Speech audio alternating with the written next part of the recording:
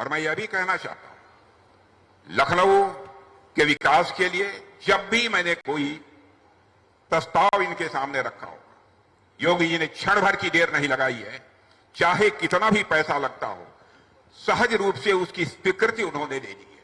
इतना ही नहीं, बहुत सारी ऐसी परियोजनाएं हैं जिनके बारे में मैं चर्चा भी नहीं की।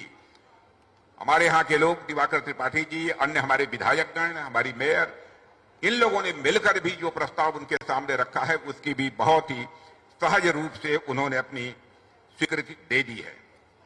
और मैं समझता हूं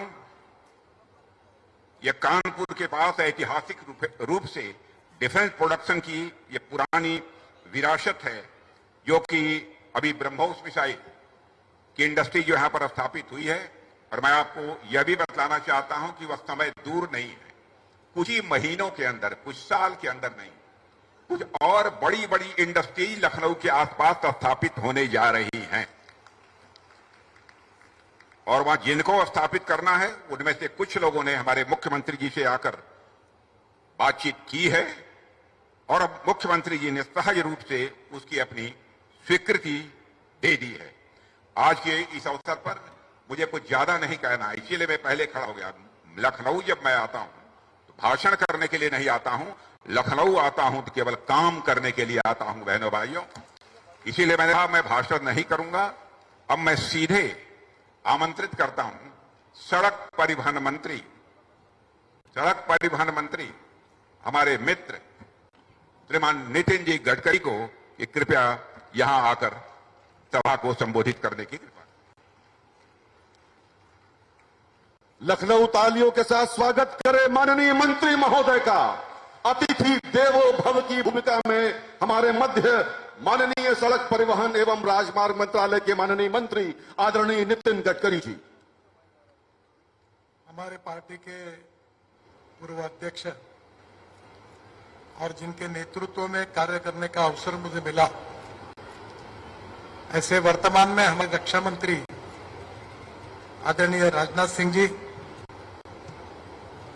उत्तर प्रदेश में विकास कार्यों के साथ कानून और व्यवस्था को बनाने में जिन्होंने लोगों के विश्वास को तो संपादन किया ही, पर गुंडा राज समाप्त करके दिखाया, ऐसे हमारे लोकप्रिय मुख्यमंत्री आदरणीय आदित्यनाथ योगी जी, स्पीकर साहब आदरणीय सतीश महाना जी,